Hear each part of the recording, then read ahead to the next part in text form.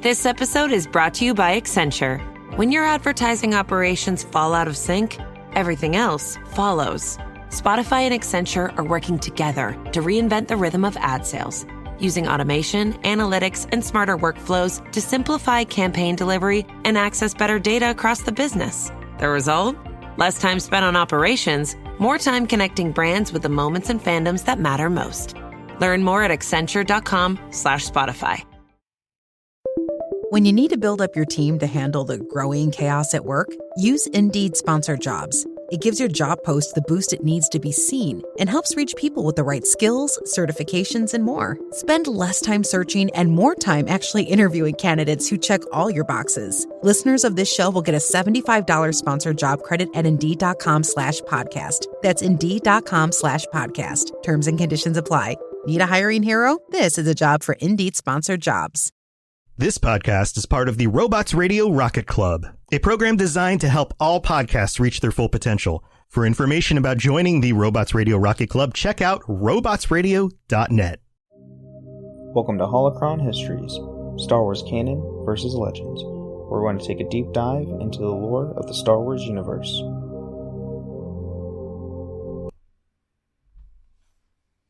Hello, and welcome to the Holocron Histories podcast, where we talk about all things Star Wars versus canon, Legends, Star Wars Legends versus canon. That is what this podcast is called. It is a struggle today. So welcome to our podcast where we talk about the Legends versus the canon Star Wars lore. I'm one of your hosts, Austin, also known as Teacup. And I'm your other host, Ben of Temeria.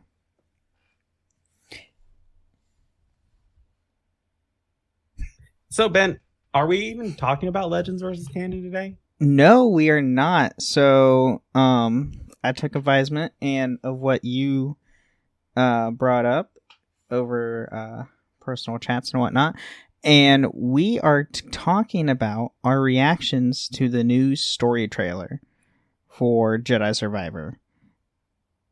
And I'm just in awe and so much more excited to see. They kind of like give us a little bit more of like what's gonna like what our purposes is going to be in the new game, but we also see a bunch of familiar faces, which I'm super excited to see because we did not know if they were going to be even in the game. And then we're also going to be talking about the Star Wars Jedi Battle Scars book. That was the quote-unquote prequel to the game. It takes place after Fallen Order, but before Jedi Survivor. So we'll probably talk about that first before we dive super into the Jedi Survivor trailer. Now, I will let everybody know now, there will be spoilers for the book. Granted, if you want to listen to it, it's only 10 hours, but I will warn you now, there's really nothing that happens in this book. It's just, you're muted. Yeah, so before we kind of get into our review of that, do you want to do the review of the book first, then take a break, and then talk about the trailer? Or yeah, I would say that. Okay, because we'll see some like within the trailer, we see some characters that we all know and love from the first game, but things might be a little different because of things that happened in the book. Right. So, but yeah, I mean, let's get right into it. Jedi Battle Scars.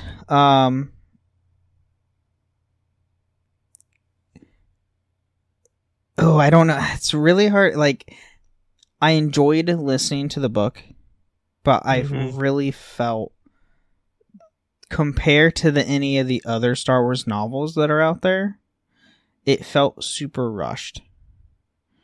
I don't know what you thought about that. Like, with the writing, like, to me, the writing felt rushed. Yeah, I definitely get that in the writing. I will say this about the writing. There are conflicts that happen in the book and tensions that happen between characters and between the characters that we know and love.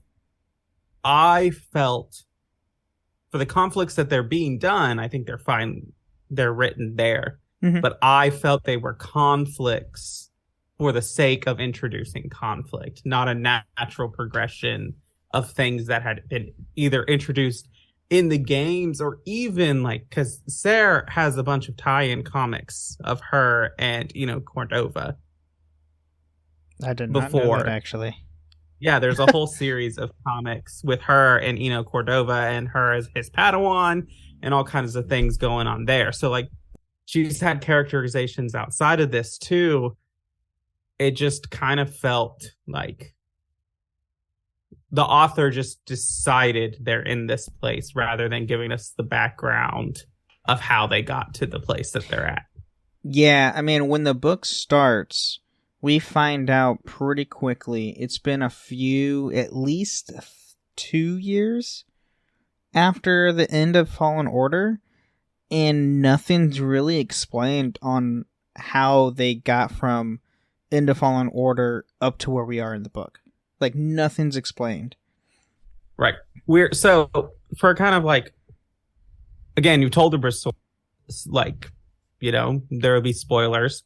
There are people who listen to this podcast who will never read this book. So for like Jedi Survivor, why don't we kind of go over like what actually happens in the book? So basically the book has the premise, the whole plot is Cal, Marin, the crew of the Mantis, go on this job to recover schematics of a device called the Shroud, which had the potential of cloaking or hiding anyone from the Empire with like no negatives whatsoever. Well, on their first job, before they even get to that job, they meet a fellow stormtrooper in the Empire named Fret. Yeah, Fret. Yes, Fret. And so they're a scientist, technician for the Empire, and they disguise themselves as a stormtrooper to try to escape. Yeah, and so when they get introduced to Fret and everything, Fret comes up with the whole story of like the Mantis crew being the beacon of hope, help her to get the Shroud and all that stuff, and to introduce to their potential client to then, get the Shroud. And on this journey, up until before they even meet the client, Fret and Marin have a fling/romantic interest in one another, like right off the bat. So we get a lot of Marin content in the book, which is great, because we don't get that in Jedi or Fallen Order whatsoever. Besides Dathomir. I mean, that's the only thing we get from Marin. But yeah, once we get to I can't remember the client's name on the top of my head. He's a bird-like species. Yeah, his name is I don't have my Kindle in front of me. Hold on. But anyway, yeah, but eventually they get to the client to get hired on to steal from the Empire to get the schematics of the Shroud. And of course, so throughout the book and throughout even the beginning of the book, Grease is all against everything. He just wants to hide, stay away from the Empire, to do what they can to survive and be done with things. Whereas Cal is, he's fighting the Empire to help everyone else in the galaxy to where no one else would have to feel the pain that he did. Seer's whole goal is to save and archive the Jedi Order to make sure they know they existed. And Marin's whole goal is to revenge, and she wants to take revenge on the people who destroyed the Night Sisters and Dathomir. Which the Separatists have done that. The Separatists were the ones that wiped everything out on Dathomir. But since the Separatists don't exist anymore, she's taken her revenge on the Empire. So, before they even get to the client, and even throughout the book, all four of the main Mantis crew have completely different objectives and goals for what the crew should be doing, and that is where we get a lot of the conflict. As Austin has said, a lot of the conflict it felt like it's there to make conflict just because they all have different ideals of what needs to be done.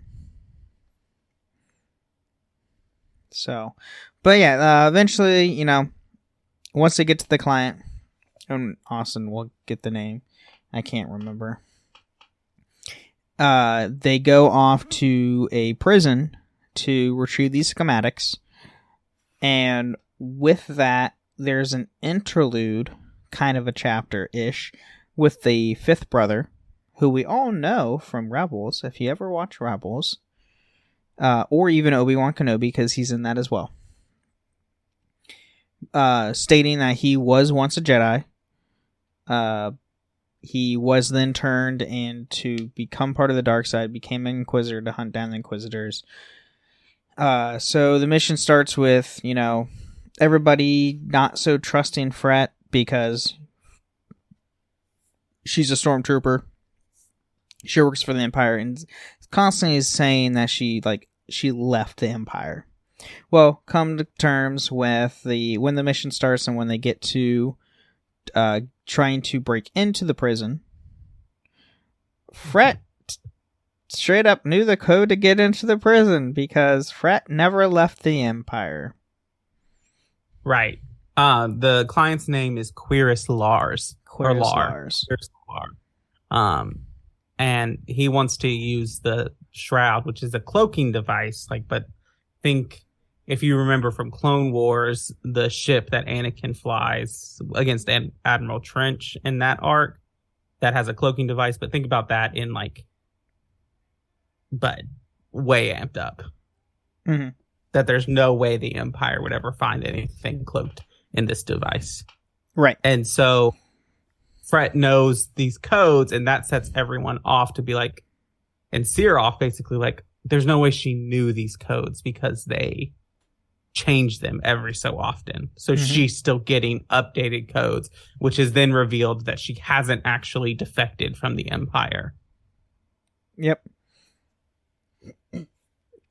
So yeah, that kind of sets everyone off to where goes down to more starts the conflict pile. And then once they get into the prison and get to the cell block to where they needed to get these schematics, lo and behold, it's not schematics. It's an actual person. Irie, I believe is her name. Yeah. Yeah. It's Irie. And which we learn of her because Cal goes in to basically perform a Force Echo on Fret's stuff. Yes. And learns of Irie. But doesn't tell the rest of the crew because Marin and Fret having their romantic fling to where he doesn't feel like it's his place to tell because it was a personal thing. It has nothing to do with the mission at hand, so he didn't think much of it. And then until they came face to face, it's oh crap. It's uh-oh. So yeah, you find out it's a person, and of course, it wouldn't be Star Wars without lightsaber fights. To where the fifth brother was tasked to go to retrieve the shroud at this prison as well, while Cal and the Mantis crew are breaking in. So as soon as they found Irie, they try to get out. Fret and Irie leave the group from Marin and Cal and get heavily damaged on the return to the Mantis, and that was their fault completely. And Cal and Marin was stuck fighting the fifth brother. Right, and so there is a big fight with the fifth brother that ends up just kind of going south really quickly for Cal, but then Seer is there to jump in, and we do get a little Seer Jedi Knight, fully trained Jedi Knight lightsaber action, and then we get another scene back at the ship where Marin and Grease are dealing with Fret and Irie figuring out what happens, and then Grease leaves the Mantis to go back for Seer and Cal, which ends up in a kind of altercation where Grease ends up stepping in between a lightsaber / at Cal from the Fifth Inquisitor and loses an arm. Yep. Which, listening to audiobook form myself, that was the cliffhanger into the next chapter. So it's like, oh, crap. I'm thinking, like, while I'm driving, it's like, oh my god, did Grease just die? Oh my god. And then it goes into where he just lost an arm. It's like, oh, okay, it's fine. He has 3 other ones. But yeah, like, and then, that also sets things in high tensions between the crew and so forth. And then they do end up escaping from the 5th brother. I forget. I think it was an explosion, I believe, that kind of repelled him, if I recall. Yeah. And once they leave, everybody gets on back on the Mantis. Cal is knocked out in this entire time. So they get to a moon, a distant moon far away from the planet they were on, to take 2 days to relax and decompress and everything and figure out what they need to do going forward. And so it just comes down to, like, each member deciding on what they, like, what goals and what they want to achieve. Cal and Seer have this heart-to-heart to where Cal is much like a rebel. He wants, he is the entire mentality of the Rebel Alliance is in him. While Seer is more like, she just wants to archive everything. And before we all get to the prison break, actually, Seer actually went off mission to go and retrieve a circuit. Yes. Yeah, a circuit, like which supposedly enhances one's force abilities. But we never see it in use because they've never used it in the entire book. We just know Seer just got it. Because it was one of the last things that her and her previous master was tracking down before Order 66 happened. Right, but we'll remember that circuit because I want to bring in how Seer looks in the first trailer we got that's for Jedi. True. I never thought of that now. Yeah, oh, so shoot. Okay, remember that makes that. a little more sense. Remember that. So, yeah, back to, like, each member is trying to figure out what they want to do, what they plan on doing going forward. Cal dropped some wisdom from his previous master. Just literally going piece by piece. Don't try to solve everything at once. Just take it one step at a time, basically. And Marin really, like, has a deep thinking with Fret. She stops her relationship with Fret because, Irie's alive. Fret thought Irie was dead. Full on dead. So seeing Irie alive, kind of like, oh crap. Emotions, all the feelings bottle up, crap, come to surface. Marin doesn't take it too well. But Marin does, throughout the book, Marin does have issues controlling her magic. And that's more of the fact because I feel like it's because she's lost herself. She didn't know who she was anymore, and that's why she lost, like, control of her magic until Fret came into her life. She started to feel love again. Her magic came back, and then towards the end of the book, her magic's back, like, from point on. I'd imagine permanently, because she feels like the Mantis crew is her family. Kind of like how Dathomir was. But yeah, they go back to the client with Irie and everything. Obviously, they do not trust him at all, because I wouldn't. I don't think anybody should. And then also find out the shroud schematics are just theory. They're not even practical use. So they stage a kind of a...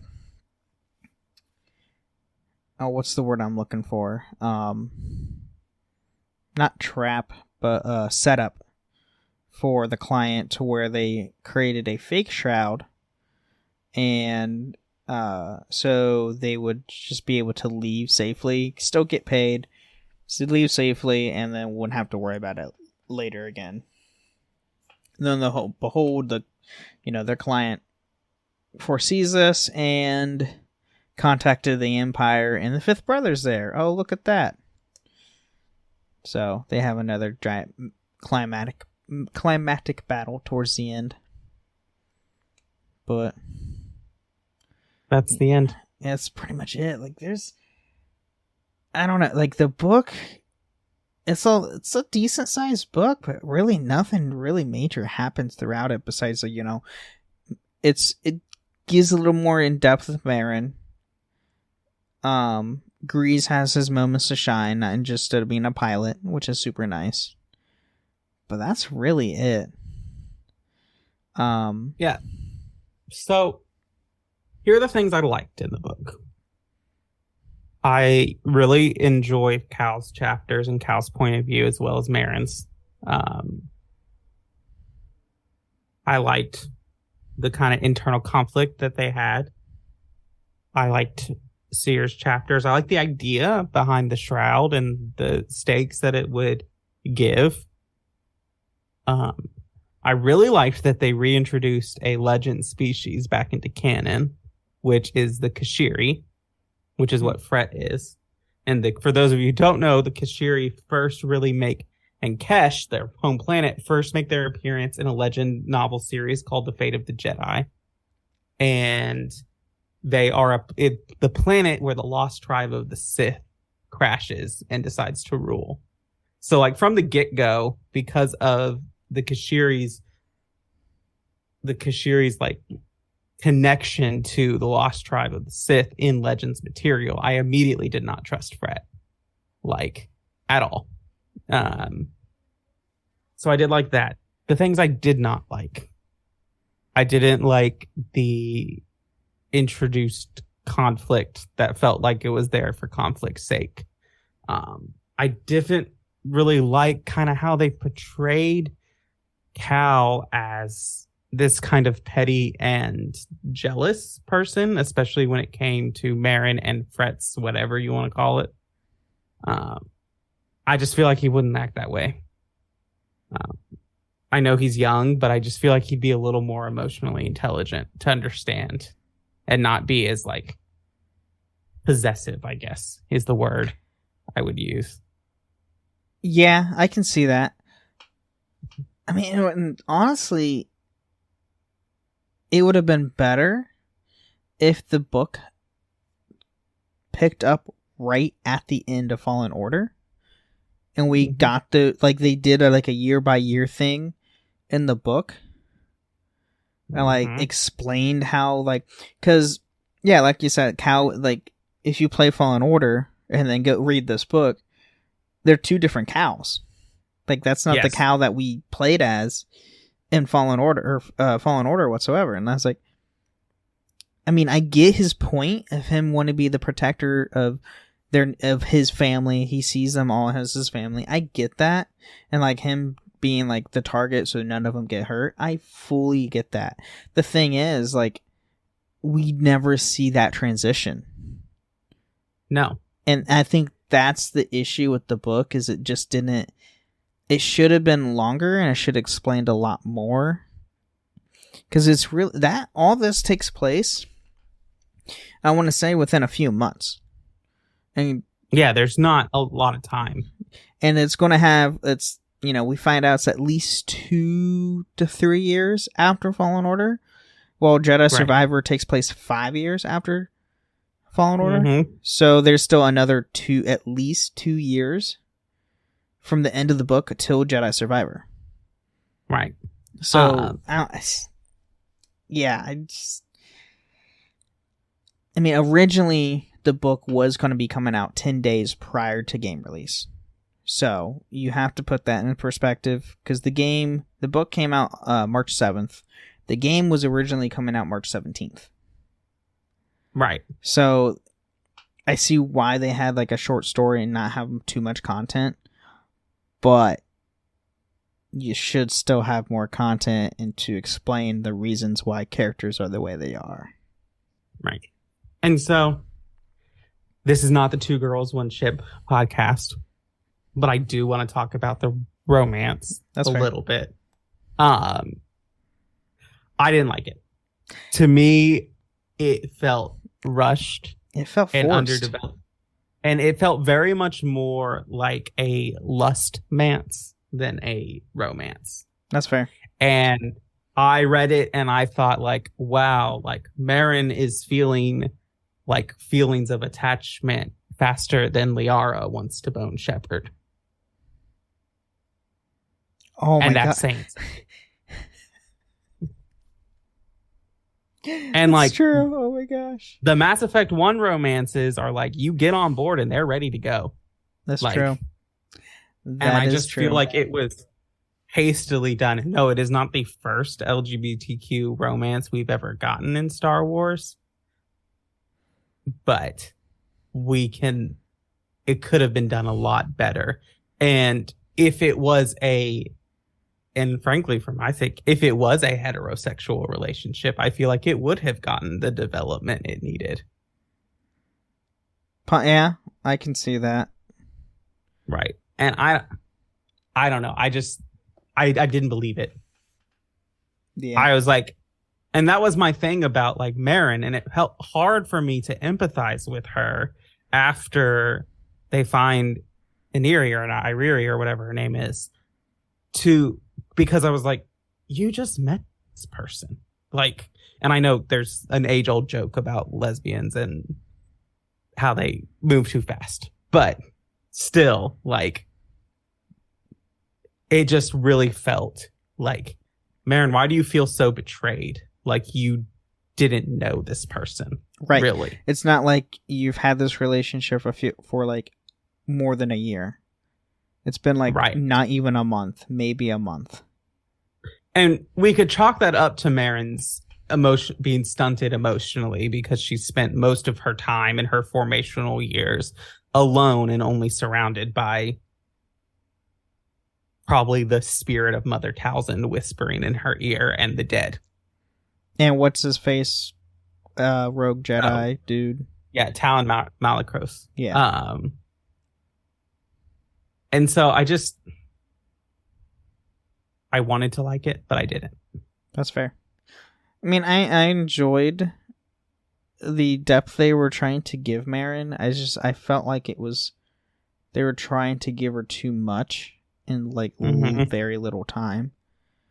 So I wanted less about what she thought about Fret's appearance and more about her internal struggle with her powers.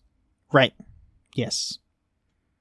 To me, that's much more interesting, because not only is that interesting for her as a character and her own characterization, you're also developing lore around how the Night Sisters of magic is different from how the Jedi and Sith use the Force.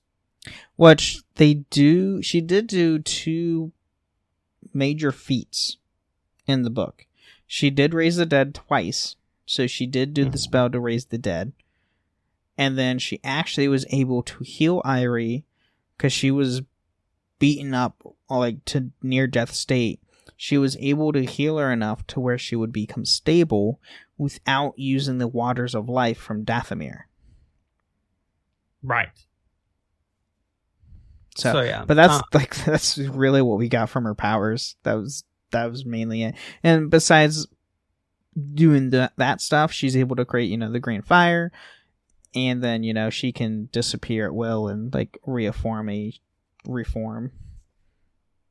kind of a thing. All in all, I'd give this book probably 5 out of 10 holocrons.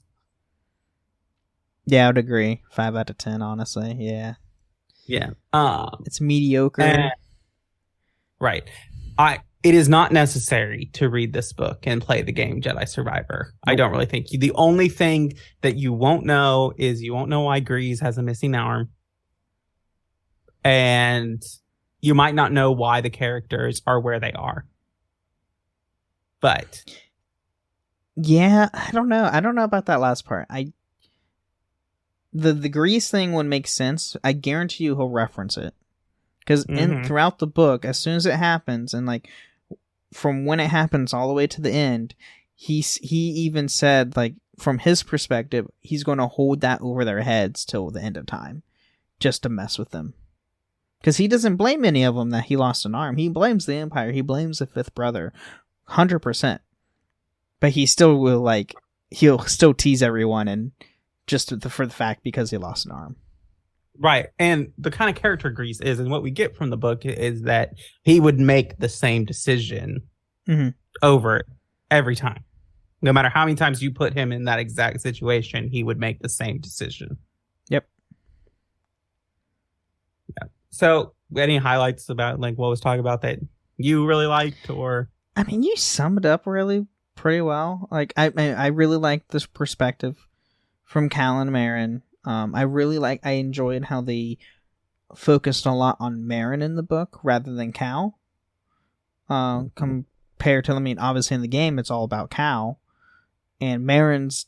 If you go throughout the game, what the game wants you to do, Marin's the last person you recruit before you even go to Fortress Inquisitor or whatever it's called. Yeah. And Inquisitorius. Thank you. But you don't really get a whole lot of Marin content except for like the bits and pieces we get in Dathomir, and that's just her trying to, figure out what's going on, and Cal's being there and explaining why this old Jedi is trying to rule Dathomir. Right. And I think you can get a little more with Marin if you like before you go to the Fortress Inquisitorius. If you land on Bergano and all these other places, you can have other conversations with Marin where she kind of asks questions about how things are, and she is the one who says, do you really want to find this holocron? Right now, her whole point is right now the children are safe. Because the Empire doesn't know where there is. If you retrieve this holocron, there's always a potential that the Empire will find them now. Yep. Though we all know from, the end of Fallen Order, they destroy the holocron. So the children will be safe. Right. And they even mention that in the book as well. But yeah, from else in the book, I mean, that's all I really enjoyed was Cal's and Marin's perspective. I like how they talked about how his Force Echo was from his perspective and seeing things rather than us just listening to audio clips in the game from said person. Right. I mean, what I didn't like about it, to me it felt rushed, and there was really no story advancement to me. And like Austin said, conflict for conflict, just to be there. Because even though they could have easily have done, hey, let's start at the end of Fallen Order and work our way up to a year before Jedi Survivor or something like that. Show the 4 years in between, and then we'll get a year or whatnot.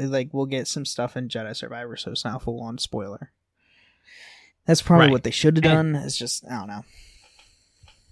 And it is just, I can tell now why I was initially very upset when they moved the release date. Mainly because the release date used to be on my birthday. And that's fair. Yeah, that's true. I was like, that's mean. But if this is a result of the tie-in novel, I just don't. I hope they haven't rushed the story like this, and that the time they took on this was to maybe add some cut content, cut dialogue back in and other things. As far as I know for game-wise, being delayed, when Respawn delayed the game, they put out a statement saying the game is done. It's just they wanted to make sure it was fine stability-wise for the game. Bugs and glitches would be out to where they wouldn't have any issues. Now, that doesn't mean they, added some things back in if they were, they had to cut something here and there. But who knows? Right. But I think it's a good time for a break, and then we can kind of break down the trailer. Yeah. And we can get into put on our tinfoil hats theories. Right. Let's do that. If you've ever blasted synth beats from your boombox or burned CDs for your besties, this one's for you. As people get older, much like their music tastes, their health needs change. AG1 is the simple daily health drink designed to deliver over 75 essential daily nutrients and pre- and probiotics to support energy, digestion, and mood, so you can make the most out of every decade and dance break. Learn more at drinkag1.com.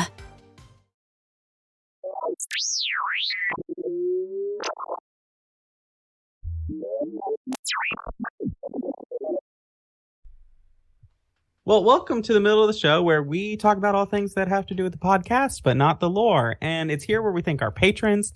Thank you to all of our patrons who support us in this show and everything. We will have our patron chat next week for March. Yes, as of right now. Things might change because I'm currently transitioning, I'm leaving my current company to going to a different job, so we might have to delay it a week. Who knows? We'll see. But as so far, that is scheduled. But you can sign up at Patreon at our $20 tier or higher and come join us on the patron chat. We really appreciate all the support our patrons give us. So thank you so much to those of you who do. If you can't support us financially, a great way is to give us some ratings and reviews on Apple or Spotify. And there is a new kind of review and comment feature available on Spotify where you can comment on episodes. I think we have to enable it, so we might have to look into that. But there is a new Spotify feature. We'll figure it out. I'll be looking into that probably after the show. Yeah. And then you can leave us on Apple. If you leave us 5 stars or some kind words, we will read it out on the future episode of the show. As far as comments on the episode go, it'll go as like a case-by-case scenario since there's no rating attached to that. So yeah, you can go there. You can also join us on Discord and hang out with us on the Cups Podcasting and More Discord server or the Robots Radio Discord server. You can find our channels. We're under the same names, Teacup92 and Ben of Temeria. And fun fact, I am different on the Cups Podcast and More. Yes. I am Ben You of are Ben of Kenobi. When we said that last week, I was like, wait a minute. I have a different name on that one. Yes. Right. But you same, can find us. Ben of something. Yes. You can find us. You can find channels to discuss those. Our other shows, Assassin's Creed Lorecast, Dragon Age Lorecast are mine, and the Inheritance page by page podcast. And then you have Ben's other shows, the Wizarding World Lorecast. Right? That's all you got right now, right? Yes. That's what I got at the moment. All right. Wizarding World Lorecast. So, if you want to come and learn and you've been playing Hogwarts Legacy and you want to learn more about the Harry Potter world, you can check them out. They go live tomorrow at the same time or later. A little bit later. 10 p.m. Eastern, 7 p.m. Pacific. Yeah. At my Twitch channel, Ben of Temeria. Yeah. Tomorrow, which would be a Wednesday if you were listening to this on Thursday. Yes. So it would have been yesterday. Yes. It'll be yesterday that they went live, and it will be tomorrow that they release the episode. Yes. There you go. Because if you're listening to this on a Thursday. Yep. And do want to have a shout out to everyone. Thank you for listening to the show. I did look, and we recently went over 15,300 as our total so far of downloads. And yeah, we're on our way. I'm excited. Yeah. All right. Well, we can get back into it. Cool.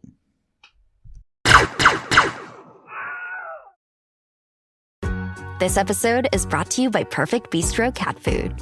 Hey guys, today I'm interviewing my cat about his perfect bistro food. Percy, you seem to be a big Perfect Bistro fan. Care to comment? Totally. What do you like about it?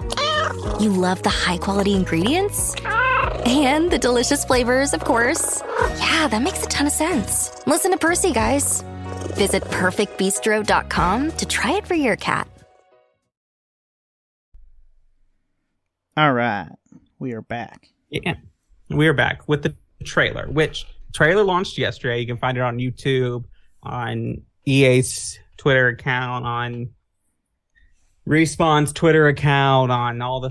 Just search Jedi Survivor trailer, and you can find it to watch it. Basically, we get kind of scenes from the game and a kind of Cal narration overview where he says it's been 5 years and that he's tried to resist the Empire and that there is evil and cruelty all around. We get some Marin scenes, some Grease scenes, some shots of new locations and some old locations, and one mystery location, but I have a theory of which location that is. And then we get a little bit of like what Cal is trying to do, which is he says that if we go here, we can create a place where the Empire can't find us. Oh, okay. So yeah. So basically he's trying to make a safe haven for anybody trying to flee the Empire. Right. And ever since they dropped the trailer and release date announcement at the Game Awards in 2022, Ben and I have been asking, where the heck is Marin? And we finally see her in the game. And not only do we see her in the game, she is so from what we see, it looks like at certain points in the story, you will have a companion with you. Right, who will assist you in combat. Like, it looks like you can do kind of like tag team kind of things in there, which is an interesting concept because we really haven't gotten a companion-based combat system in Star Wars since KOTOR. Yeah, I mean, so you have Star Wars Old Republic as well, but even then, like, right, it from what we see in this, it's a lot more complex to where they will actually, like, you know, you will do combo finishers. So it looks like the combat style is going to be very similar to the first one, where it's going to be, you know, Souls-like-ish. But it looks like they're also adding kind of like the combo finishers from the Arkham games. If you played any of the Batman Arkham games, Batman would do combo moves with like Catwoman, Nightwing, Robin, and all them. And it looks like something similar to that we see. Right, maybe. Yes, it does look like, you know, we've got all the standards that we had in the first game of switching between lightsaber forms. That's been confirmed that there's going to be 5 different forms. I think they said somewhere that we will be able to have 3 active at a time. 2 or 3. I know 2 for sure. But yeah, it's like 2 or 3 active at the same time. And the styles go from single blade to dual wield to double blade, cross guard, and then single blade with blaster. Right. Or the 5 styles. Which it looks like single blade is going to be your standard style of combat. It's going to do like a medium amount of damage, whereas dual blade and double bladed are more for your crowd control. Cross guard ending up slower but heavy damage. If I can look, it looks like we're taking out, you know, the more heavier stormtroopers and purge troopers in almost one swing with the cross guard saber. Yeah. So we haven't gotten a look at the skill tree yet to whether it's going to be the same or similar or whatever. I really hope that they don't make us go back and have to relearn all the force powers again. Yeah. I feel like, because I mean, so good thing. Cal doesn't really learn a whole lot of Force powers through Fallen Order because he's relearning the Force. So push, pull, a stasis,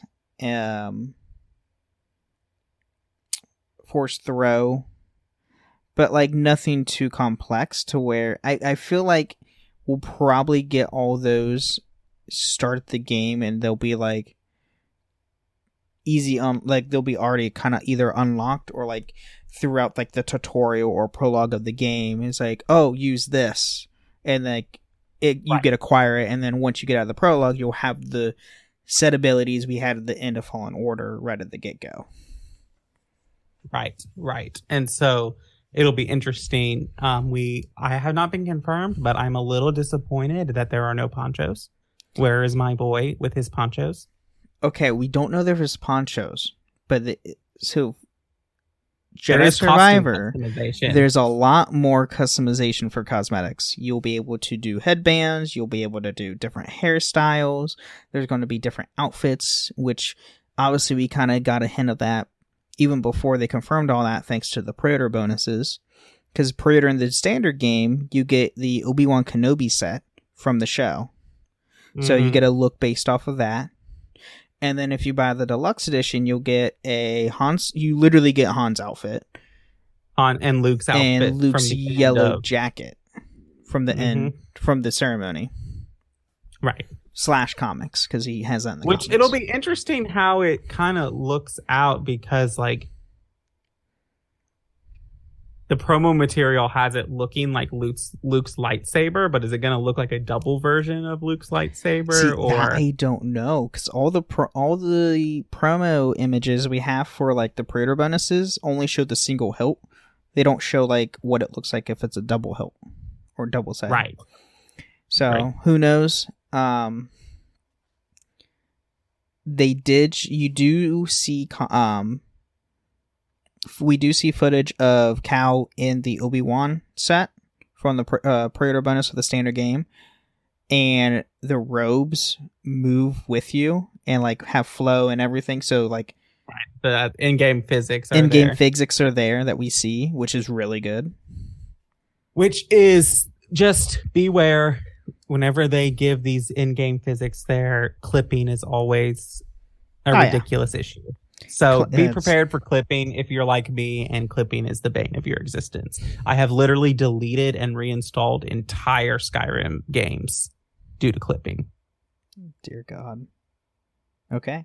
But I've prepared myself. We did find out too after the trailer was dropped. So compared to the first game, all your ponchos and outfits from the ponchos and like, your standard suit were all unlocked through, collectibles that you find out in the world. Well, yes, we found out you get to go to planets that have shops. So there will be a currency where you buy stuff. So we can expect that currency to be credits, Imperial credits or whatever. Mm-hmm. Yep. Imperial credits or something of that nature. Yep. Yeah. And so with this, I think we can kind of transition to our tinfoil hat theory. I think the Shroud is going to come back into play here, even though it's just theory, especially with his thing. Like, we can go and create something where the Empire can't reach us. Oh, okay. I think the Shroud from Battle Scars is going to come back into play. And I promised you the circuit thing that Seer finds that we don't get any kind of payoff for in the book. I think that's important to bring up too, because if we look at her kind of outfit that she's taken, she's got all of this decorative stuff going on there. And I believe there's a headband. I tried to find a picture real quickly, but I couldn't find one on a quick cursory internet search. But I believe there's something there with that, which is an interesting concept that she's trying to enhance her own Force powers after having cut herself off from the Force. Okay. And she has that, like, if you watch the first trailer, she has that, like, archivist vibe. Yes, very much. Her outfit is very reminiscent of Jocasta Nu's outfit and Atris' outfit from the second KOTOR game. Mm-hmm. And so, yeah. Another thing that I think there is, so we see 2 planets. We see Coruscant, which and we see lots of. I was shocked to see that. Yeah, we see lots of really glamorous shots of Coruscant. Like, this game looks like it's going to be amazing in graphics wise. Like I still feel like I felt this about the first game, but the lightsabers still look a little off to me. And I don't know what it is about it, but maybe when we get into the game, we'll see that. Because Fallen Order, if you played on anything lower than the series or the Xbox One S or One X without the HDR, you got kind of like blurred frame rate issues going on. Yeah, because I have that. Right, because I played it on the original Xbox One, and I could tell. That's how I knew that the Series X was coming soon, because I could tell that Fallen Order was pushing the One to its limits. Yep. Well, and then Jedi Survivor's next gen only. Right. So I hope that it's utilizing because some of the next gen only games, graphically wise, have been a little disappointing. Gotham Knights. But yeah. So I hope it looks like Fallen Order or Jedi Survivor is going to live up to everything we've been promised with this next gen console graphical things, because I mean, really, like, I rag on Gotham Knights, but I have Xbox One games that are not optimized for Series X that look better than Gotham Knights. Yep. Ditto. But so obviously we see that Cal is being pursued at some point and throughout the game by, looks like, I'd imagine, bounty hunters of some sorts. Right. And some weird Jedi. And yes, I did see that, because he has a crossguard with an orange crystal. Mm-hmm. So they brought back orange as a canonical color, which is super nice. And which I think orange was in the first one, right? In Fallen Order. Yes, it was the pre-order one. bonus.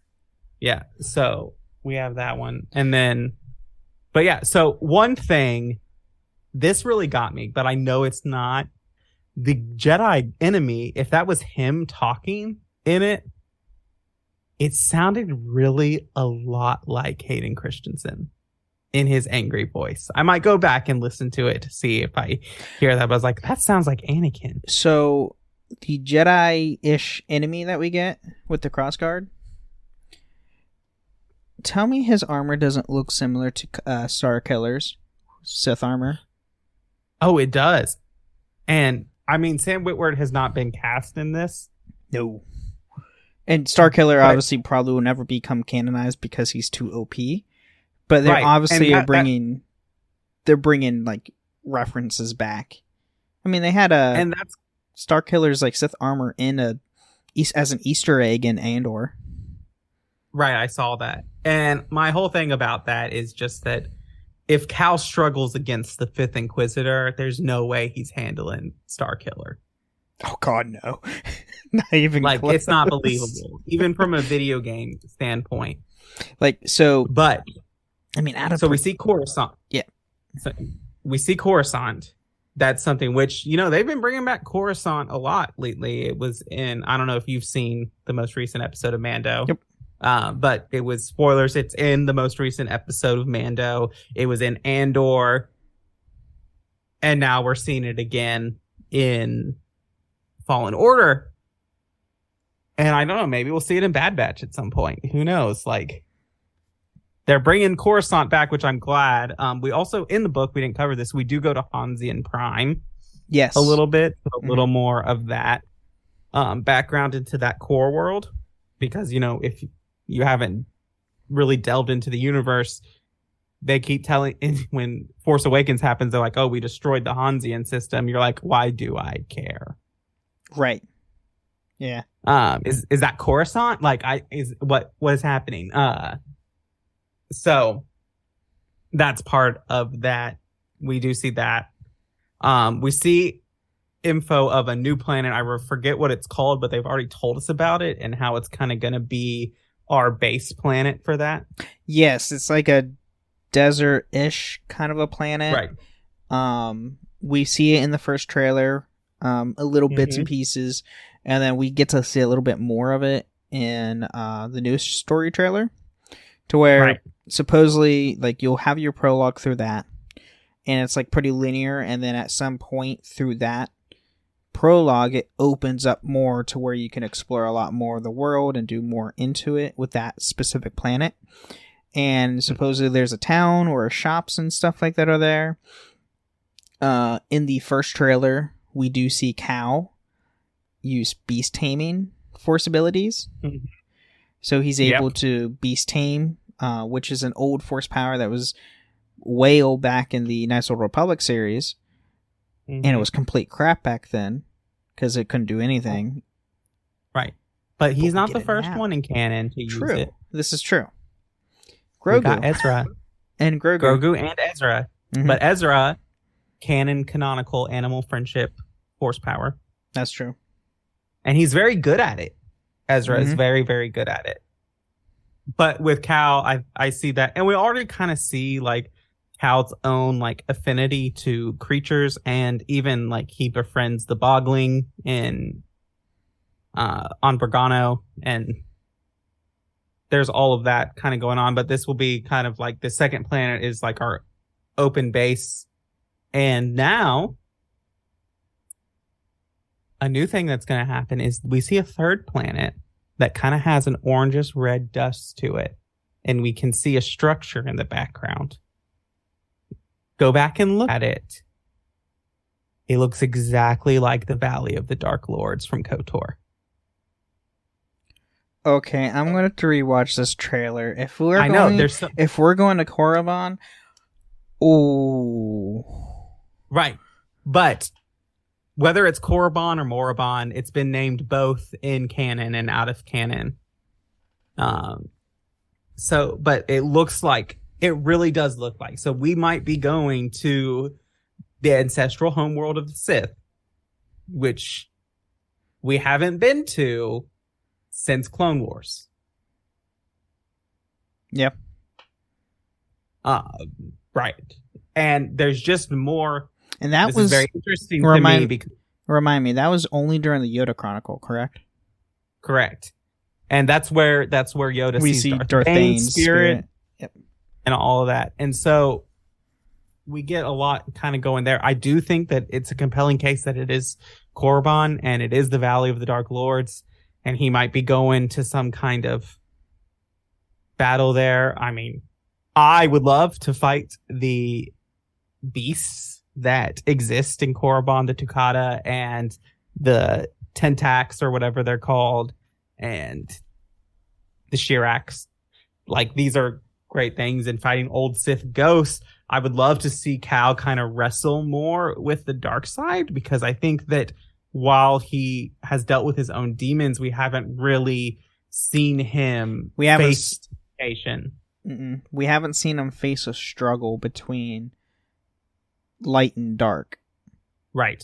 Which is a requirement for passing the trials of the Jedi and passing into knighthood. That is a requirement. You have to show it's like the trial of power, the trial of like knowledge or something. And then the last trial of the Jedi is the trial of will, which is to show that you have the will to resist the dark side.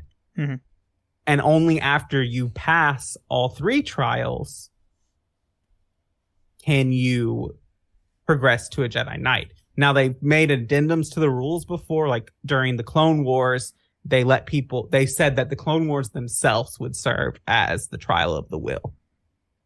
And so they promoted people to Jedi Knight because they needed more commanders in the field. That's how Anakin makes it to Jedi Knight, by Revenge of the Sith. I believe that's still canon. We see that in the like first Clone Wars shorts, And cool thing that you bring up the original Clone Wars shorts. Oh, yeah. The bounty hunter, one of the bounty hunters we see is a species, Durg specifically. Like, it's not the same Durg, but they're a species that first showed up in the original Clone Wars animation. I think was that their first appearance? Mm-hmm. And they are non-stop killing machines because they can live for thousands of years due to the fact they have literally regeneration. They can they get cut in half, they can regenerate like their cells and put them back together. Right. I am terrified for that fight. Yes. Like, I know. generally. When I saw that, it's like, no, there's no way. And then I saw a TikTok video of someone talking about it. It's like, oh crap, this is going to be terrible. Right. Also, if we talk about the Jedi, we don't really see his face briefly. We know he's kind of the leader of this new bounty hunter group. Because if you remember if you've read the Jedi Battle Scars book, the Haxian Brood is not going to be a contender. And oh god, no, because they're basically eliminated. They got blown up. Yeah. They blow up the base. Like the base we go to in Fallen Order, Battle Scars opens with us blowing up that base. Yeah. Yeah, like when you get captured by a bounty hunter and you go into that fight ring, that place is the Brood base. Right. And very good go Battle Scars, they blow that sky high. Right. So the Haxian Brood isn't really going to be a thing. So this new bounty hunter group, which they named, I don't remember what they named it, but yeah, I can't remember. Yeah, there's a lot of moving pieces there. And this trailer really shows a lot more for the game, and it's literally a month away. Yep. Literally have a month away to this game. I don't think we'll get anything else for it. We might get one more promo video, but I don't think we will.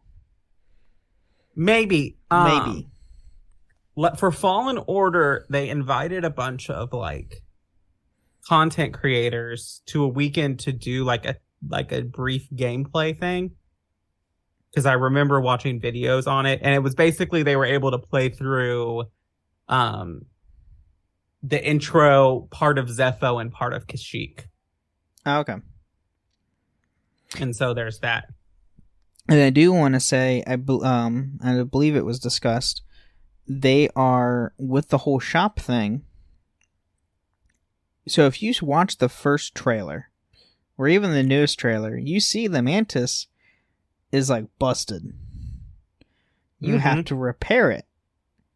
So part of you on your first planet is basically, I'd imagine, you're going to try and find parts to fix the Mantis up into a point where it's flyable.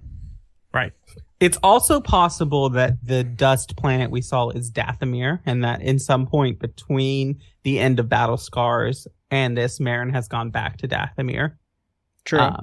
But it's also possible that it is Korriban, and that might be where we find Marin, because Marin ends the book kind of realizing in the realization that if she wants to use her powers, she has to embrace darkness a little bit. And she wants to... She came to the realization of she wants to learn the connection between her magic with the Force, because they're intertwined with each other, and specifically, obviously, Dathomir magic is specifically tied with the dark side. Right. So it would make sense to go to Korriban to, learn about the dark side. Right. And we know from our Night Sister episode that in both canon and Legends, there is a tie to either the Sith or Jedi orders with the formation of the Night Sister. Mm-hmm. So. And then the one thing we still have, and I don't think they'll ever answer this with the trailers or anything. We still don't know who the mystery dude is from the tank, because we see glimpses of him in the new trailer. The tank, yeah, because he was in a Bacta tank that Cal finds, and he's with this new bounty hunter group. Mm-hmm. But we just it's hear a line possible from him. Yeah, it's possible he's a clone. We also didn't see anything of the there's the dialogue with the he's the same species as the Grand Inquisitor. Yes, I know who you're talking about. Right. I can't remember the species name, but that might be the Grand Inquisitor, or that might be something else. I don't think it is. Because I mean, if we get timeline, well, no, because we're the same time as Kenobi. Correct. We're in the same year as Kenobi starts. So right. Yeah, no, that would not be the Grand Inquisitor. So because he'd be doing his own thing. Right, and that's still 9 years before the beginning of Rebels. Or like 5 years before the beginning of Rebels. Because... Because we're in... Because it's 19 years from the end of Revenge of the Sith to 0 ABY. Yeah, so we're 9 years in. So... We're 10 years.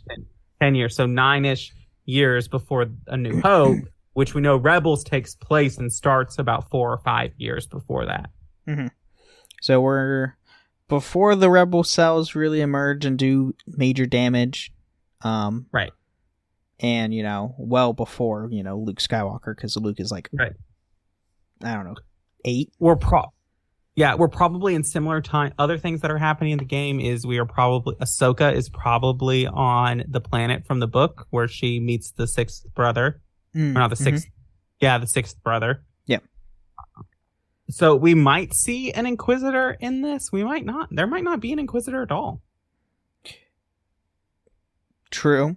Because I feel like they're all kind of committed to what's going on with Kenobi. Yeah. I mean, with the pre-order bonus being specifically Kenobi based, I feel like it's going to be a lot like that style. Mm-hmm. But yeah, I'm super pumped for the game. They said that the game is going to be much bigger than the first one. Much bigger. To where the maps will have fast travel points for each planet. Thank God. So, when you go back to a planet to re-explore it, you don't have to, start from the beginning and literally tediously go all the way around the map just to get to one certain area. Right. Well, so I wonder, because if you've played any Souls games or From Software games, you can tell the similarities between Fallen Order and where it takes its inspiration from. And if you play it on Grandmaster, if you play Fallen Order on Grandmaster difficulty, it's like Sekiro on easy mode. Like if you take Sekiro and put it onto an easy mode, it's there. So I'll be curious if they kind of bring in kind of like the meditation point as fast travel, like give us a travel option through there. That's probably what it's going to be, honestly. Right. And so I mean, it's just standard. You travel between sites of grace. You can travel between bonfires. You can travel between Buddha sculptures. Yeah, Mm-hmm. Yeah, it's a From Software game, not made by From Software. So right. Yeah, that's probably what it's going to be. It's going to be the meditation points. It'll probably be the fast travel option. And then we do see Cal using using his blaster as a grapple. Right. So that'll be fun. I'm super excited too. So they're expanding so much more. Right. We might get a little more aerial. Ooh, that's kind true. Of movement. Right. Yeah. And I hope they keep the basic layout of the button controls similar. I don't want them to switch to the bumper trigger, heavy attack, light attack style. Yeah, I'm kind of hoping it stays the button format from Fallen Order. Right. I mean, it would make more sense doing that because force powers are in play. Right, and so you need buttons for force powers unless they do kind of like a casting system that... Or they... I don't know if you play Wolong Fallen Dynasty. Not yet, I need to. It's on Game Pass if you want to do that. It's really great. I actually really enjoy it. But they have wizardry spells in there, and it's kind of set up in almost an Inquisition Dragon Age style thing where you hit one of the triggers and then you use the button layout to use various powers, and you can map various powers to those buttons. And depending on the situation. Yeah. But yeah, the game's going to be epic. I'm super pumped. Honestly, I was really more shocked than anything to see Coruscant. I was not expecting us to go into a populated planet. Right, because that's where Palpatine is. Right, that's where the Emperor is at. Coruscant. I want to know the capital world of the Empire. I hope we go to the Jedi Temple because I want to see it in its ruins. I want to see, because in Legends, and I don't know if it's still canon, we know that Palpatine built a palace there. I don't know. On top of the Jedi Temple. I don't know if it's canon or not, because I remember in Legends too, during Force Unleashed, Starkiller goes to the Jedi Temple. Yes. Multiple times it's all ruined. You know, you were taking out stormtroopers left and right and like trying to pass trials to, you know, from Darth Vader and whatnot. So yeah, I don't know. I don't know if they ever specified if he tore down the. I don't think he did, because I know. Well, obviously we don't see anything in the films, and I don't think they've said anything in the books, because especially now with the High Republic being in play, we find out the Jedi Temple was built upon a Sith shrine, and I don't think Palpatine's going to destroy something that's on top of a Sith shrine.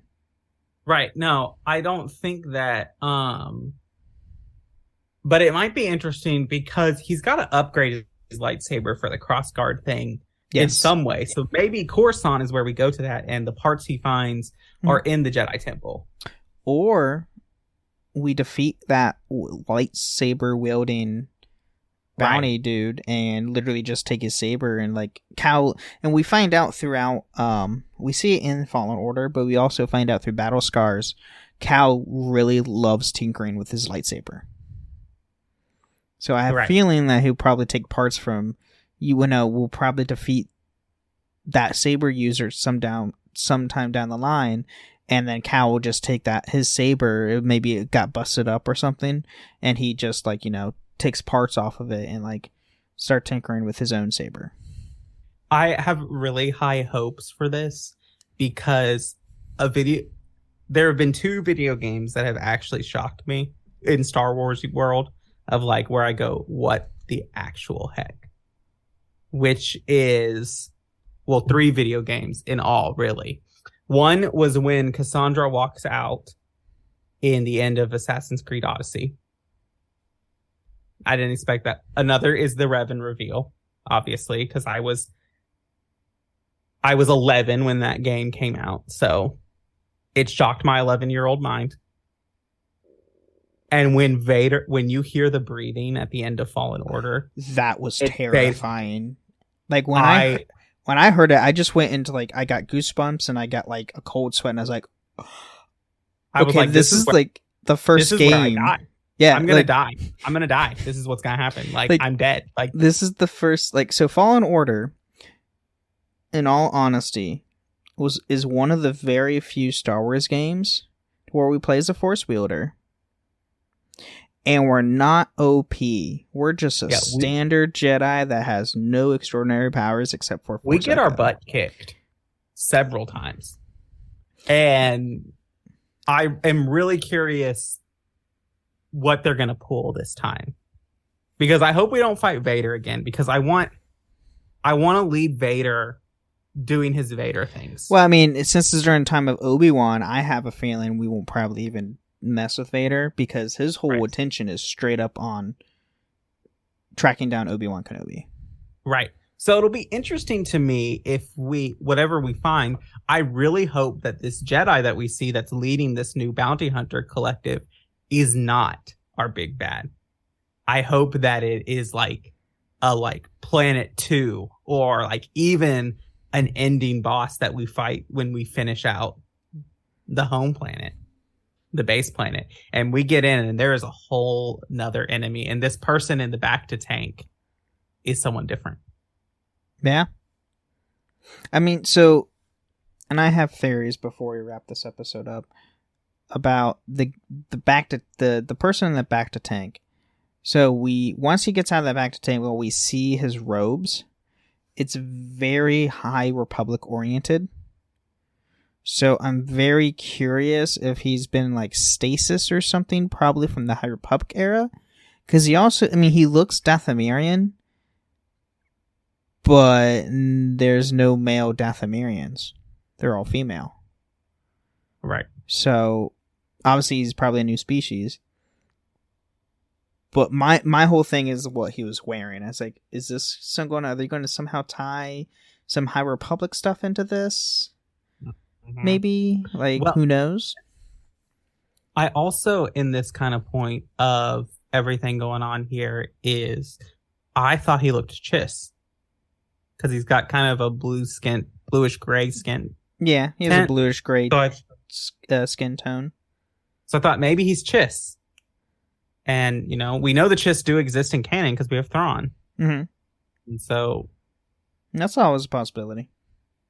Right. There's so many things that we still don't know about this game, and I can't be more excited for it. Right. Like, if you're looking forward to a Star Wars game, this Star Wars game is going to be, it. And I'm kind of hoping... and I hardly doubt they will do this. What if the planet we're stuck on is Black Spire Outpost? That's like Batuu? the starting. What if it's Batuu? It's possible. We know the name of the home planet. They released the name of the home planet. Oh, did they? Yeah, I can't remember what it is. Okay, I have to go back and look at that. But, what if the safe haven they make would be Batuu? Maybe. Who knows? I doubt they'll do that because that's not till the sequel series and past the sequel series. Yeah, but didn't Grease mention Batuu in the book? Maybe I'm thinking of something else. I don't think so. I am reading a lot of Star Wars stuff right now, so it is very possible I'm confusing things. That's fair. But that's... all I have to close this out is I'm super pumped, I'm super excited, and I cannot wait for this game. Me either. Yeah, it'll be great. But anything else that we need to add, or is that it? No, thank you all for listening to the Holocron History podcast. And may the Force be with you. Thank you for listening to Holocron Histories, Star Wars Canon versus Legends. You can find us on the Robots Radio Discord at robotsradio.net. You can also follow us on Twitter at SWHoloHistories and contact us at holocronhistories@gmail.com. Hi, Ryan Reynolds here for Mint Mobile. Are you looking for a beach read this summer? May I suggest your big wireless bill? It's got suspense, mystery, a slightly flat, emotional arc, and a shocking twist where you realize you've been overpaying the entire time. Fortunately, though, Mint's story is better. Every plan, $15 a month, even unlimited. That's it. Happy ending, 0 tears. Give it a try at mintmobile.com/switch. Upfront payment of $45 for 3 months, $90 for 6 months, or $180 for 12-month plan required. $15 per month equivalent. Taxes and fees extra. Initial plan term only. Greater than 50 gigabytes may slow when network is busy. See terms.